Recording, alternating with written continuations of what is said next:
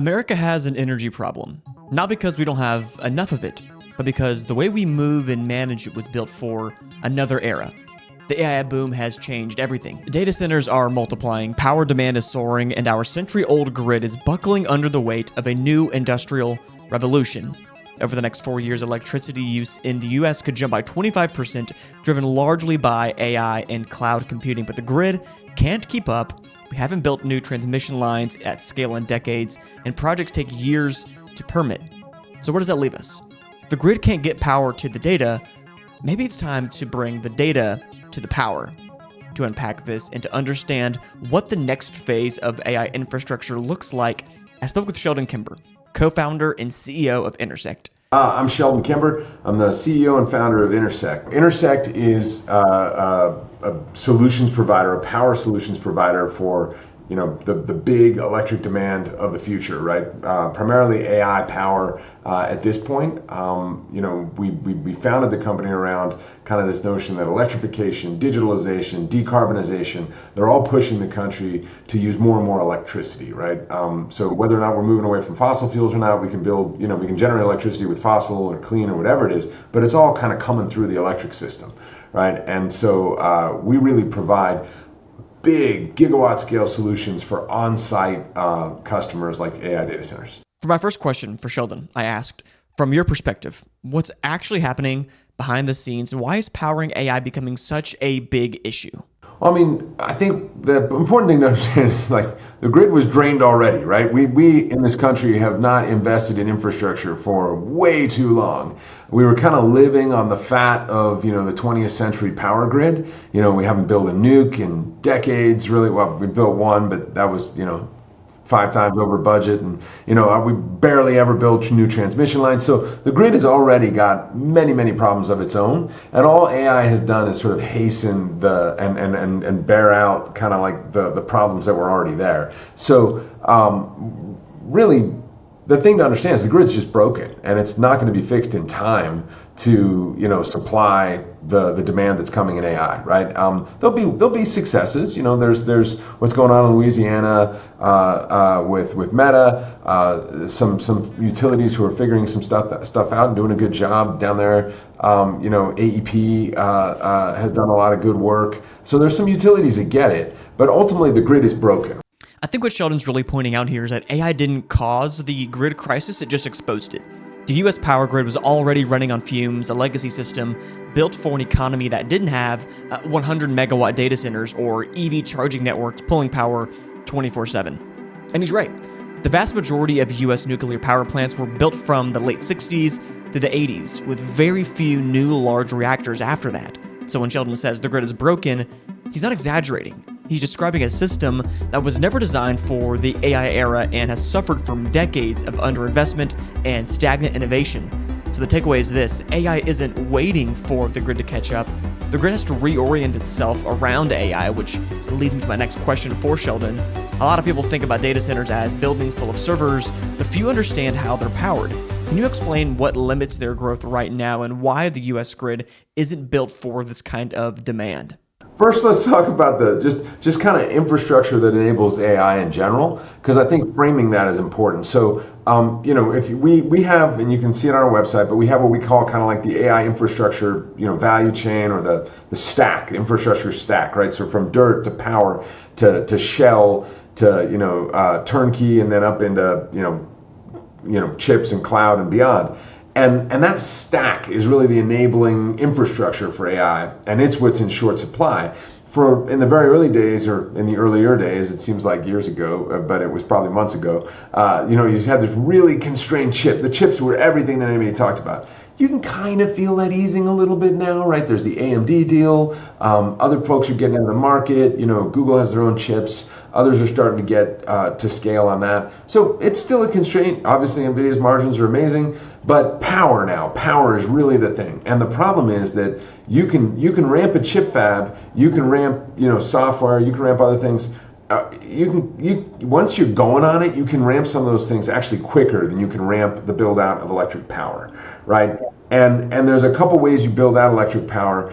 If you are on the grid, you have to deal with what you're talking about, which is why the grid is broken, right? And the grid is broken because we have this system in this country of all these dueling kind of regulatory structures, right? States, legislatures, public utilities commissions. It's so regulated, so many levels. The Federal Energy Regulatory Commission, and they all just butt up against each other. So it's this balkanization of regulation that make it so that you really can't put power anywhere. And believe it or not, even some of the colo solutions we're talking about, these co-located power and load, even those are regulated in some states, right? So you build a power plant, you build a data center right next door to it, you can't even sell power to your own data center. So that's how messed up the system is. And it takes people like us who have deep understanding of the regulation and the technology and the market for data center infrastructure to bring that solution together.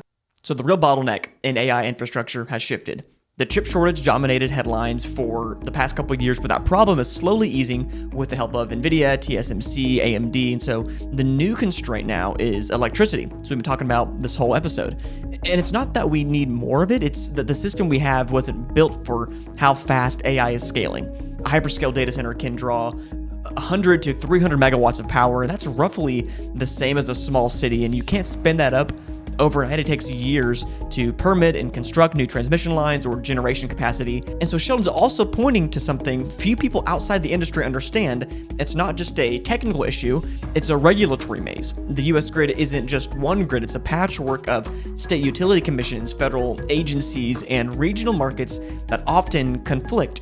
Even if a company wants to build a co-located power plant next to its own data center, in some states, it is illegal to sell that power to yourself without going through the utility. I also asked him whether advocating for deregulation around some of these rules is a viable path forward, or if that's an overly simplistic way to look at the problem. Typically speaking, deregulation doesn't just kind of happen.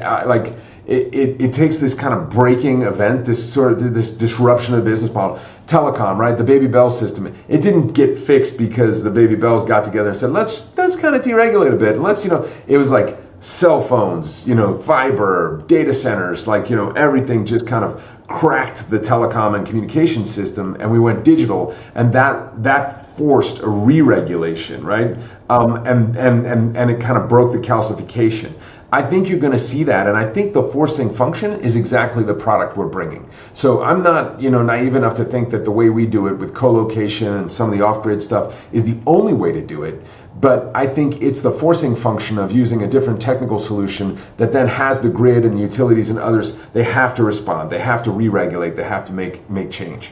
I also wanted to know, how does Intersect fit in this picture, and how does that change the way that data centers get their power? The idea of co-location, and maybe if you can give us a good description and an example of what co-location looks like and why it's so important as well. Yeah, so first and foremost, we're already a very large infrastructure company providing power to the grid and power solutions to data centers now. So we have about $15 billion of assets either in construction or operations right now. And we've got these kind of, a product roadmap, and I'll just focus on kind of the end point of the product roadmap. I won't tell you, we're not here today. Right now, we're kind of at different sort of stages along the route to this, but the end point is kind of our, third generation product, if you will, and we're just now negotiating the first one of these to go start building, and that is, it's a system that can bridge the grid, gas-fired generation on site, wind, solar, and a battery. So basically think of a site in the panhandle of Texas where the wind and the sun, when they're blowing and shining, get you, 60+% of the energy you need for the year, right? Cheap too, cheaper than gas now. People say, oh, so you don't really have to care if it's green, it's the cheapest thing. You get that, and then you top that up with the grid for a certain portion of it, but a lot of people want to go even larger than the grid top-up can get, so then they top that up with gas, right? Because you can turn that on and off when the wind and the sun aren't shining or blowing, and then you blend that, you balance that whole thing with a battery, right? And there's actually a lot of power electronics and software and other things that go into kind of merging all of those power sources, because that battery then faces the data center, and there's a lot of volatility in how the data center uses energy that it's got to balance in the sub-second sort of range. So that's the solution. And believe it or not, there's a lot of people who are like, let's build a big new nuke, right? Let's build a big combined utility gas plant on the grid. That stuff takes longer. It's less reliable because they each, you build a single plant, your single point of failure is pretty big, right? So it's longer to market, less reliable, more expensive, and not as clean. Our solution crushes that.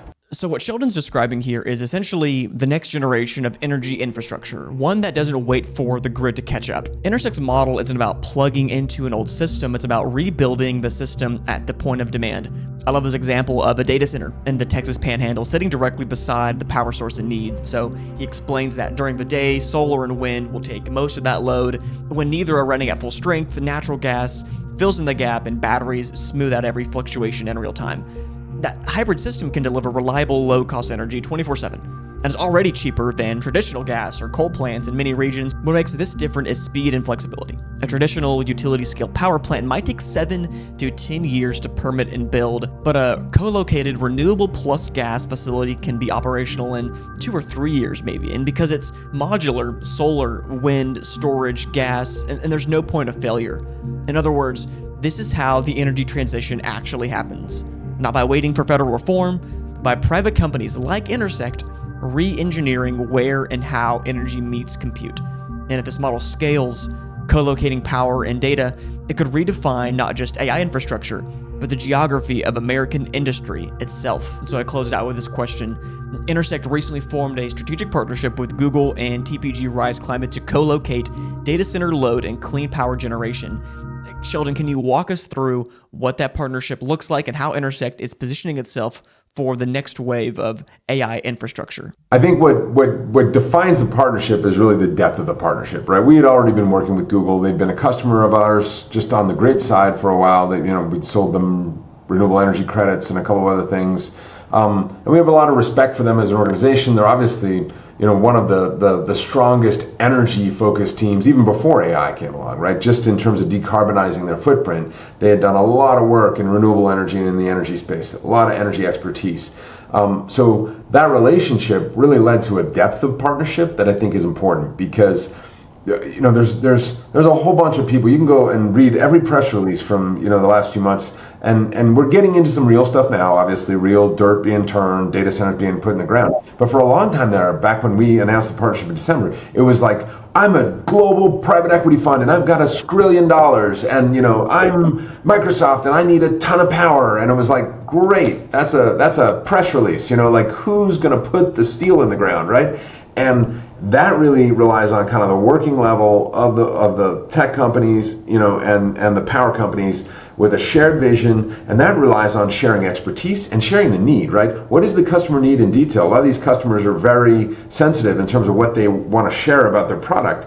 And so the depth of the partnership, I think the respect between the teams led us down the road of really working more closely together, and I think that's resulted in faster deployment. So Google's a quiet company, we're a quiet company. We've got a lot of stuff that's in deployment right now. So we haven't made a big show of it, but the partnership has been very fruitful. Hopefully we get to hear more about Intersect and what they have coming up in the near future. But until then, thank you, Sheldon, for being on the show today. We really appreciate it. Thank you to Content Stack for allowing us to film here every single day in Austin, Texas at the Content Stack Experience Center. If you like today's show, leave us a like, comment, review on Spotify, Apple Podcasts, or YouTube, wherever you get your shows. Thank you all for watching. We'll see you all at the next episode.